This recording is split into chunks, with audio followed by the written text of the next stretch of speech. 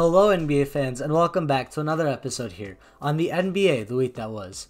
Today we will be continuing our series that I started last week, predicting the starting five for each NBA team. We started off with the Atlanta Hawks. I got a good feedback on that video in the comment section. Some of you believe Cam Reddish should be starting over Bogdan Bogdanovic, and I hope to get more feedback on this video where I analyze and predict the starting five for the Boston Celtics for the 2021-2022 NBA season. Let's get right into it with the point guard position.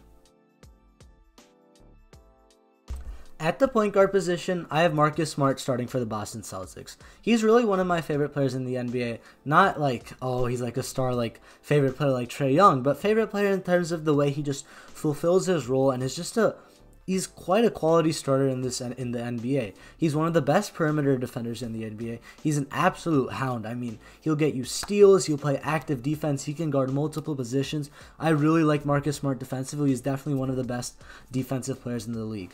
Also, on offense, he's developed a great three-point shot. He has the ability to get to the rim, and while he isn't the most consistent with that, he still runs a great pick-and-roll game and can pass. I mean, he's a point guard, and he has decent enough vision. I mean, he's not like Kemba used to be for the Hornets, but Kemba wasn't too good for the Celtics. So I think Smart is going to be a great starter for the Celtics this year. They do have Peyton Pritchard, who had a great summer league, who had a decent rookie year. So he can come off the bench and provide more of that offensive firepower from the point guard position. But for right now, I think Smart is that real glue guy for the Boston Celtics, and he won't even be the primary ball handler. I'll be talking about Jason Tatum, who's going to be that primary ball handler later on. But I really think Smart's a good player. Great defense, can shoot the ball well, and can facilitate when he needs to.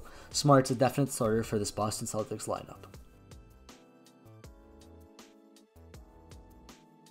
Next, at the shooting guard position, we have Josh Richardson. Josh Richardson was acquired from the Dallas Mavericks this offseason, and he really wasn't too good for them. In Miami, he was great. He was a great 3-and-D guy. He could also play make it sometimes, and he really looked like a promising player.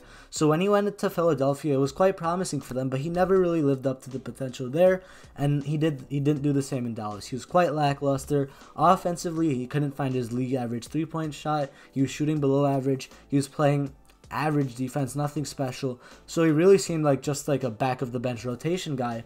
But the Celtics are really banking on him, and I think if he can find that play that he had in Miami, he can really do some good things for Boston, because when Richardson is in his prime and is in good form, he'll play some great defense. He can lock up the shooting guard, the point guard, the small forward. He has the size, the length, and the athleticism for that. If he can shoot the ball well, Tatum, Smart, Brown, they're going to find him. He's not going to need to create for himself in this Boston lineup. He's going to need to be ready for that three-point shot when he gets the opportunity. So I really think that Josh Richardson is going to be like a plug-and-play type of guy for them. He's probably the 5th starter in this lineup, a guy who can be expendable. If they want, they can move Marcus Smart up to the shooting guard and play Peyton Pritchard as the starting point guard. But I see them starting Josh Richardson given the veteran experience that he has coming into the season. So ultimately, if Josh Richardson can live up to his 3-and-D potential like he did in Miami, I think that's going to be a good fit in this Boston Celtics starting lineup. Next, we have the small forward, and that's where we have Jaylen Brown. Jaylen Brown was amazing last year. That guy can really do everything on the floor. He plays great defense, he can score on all 3 levels, and he's a great leader for this Boston Celtics team. I mean, Brown, since they've drafted him, he's only gone up and up, and he's really ascending into a great player in this NBA. Now, how is Brown going to complement Jason Tatum, and is it something that can take them really far? I don't know. I mean, he's been a good partner for Jason Tatum so far, but both of them are really successful when they have the ball in their hands. Brown is a good cutter, and he moves off the ball well, but he really truly is at home when he has the ball in his hands, and he can really penetrate to the basket or create for himself with a good dribble pull-up game that he has. But ultimately, Jaylen Brown is the 2nd starter in this lineup. Great defender, great scorer. He's the Chris Middleton, you could say, for this Boston Celtics lineup, as he's the 2nd fiddle to their star, which is Jason Tatum, who I'm going to talk about next. But Jaylen Brown, he really deserves all the plaudits. He's a great player. He can get even better if he becomes more consistent offensively and stays healthy. So Jaylen Brown, he's a big part of this Celtics future, and I really like him in this starting lineup. At the power forward, we have the star of this team, Jason Tatum. Oh my god, what a player. Tatum, he was great as a rookie. He was an essential piece to a team that almost made the finals in his rookie year. It was just one game, and against 2018 LeBron in the playoffs, which was probably one of the best players of all time. But Tatum is just amazing. I mean, offensively, that guy can do it all. His dribble to the side, that sidestep pull up is just nasty. It works every time. He has a great mid-range game. He's so athletic. He can get to the rim with ease despite being as big as he is. Great jump shot. He can work off the ball when Jaylen Brown or Marcus Smart have the ball. He's a willing passer. He can do anything you want from him offensively. He's definitely one of the top offensive players in the NBA. Defensively, he's really stepped it up. I mean, he has the body for it. He's a tall guy with good length, and he's been working on his he's athletic too, but he's been working on his defensive IQ. He's getting better at cutting passing lanes. Playing with Marcus Smart, that's going to happen. He's one of the most intelligent defenders in the NBA, and that's really, you can see that it's wearing off on Tatum. Tatum's a true leader of this team. He's their offensive go-to. He's the franchise player. They're never going to let go of Jason Tatum as long as they can.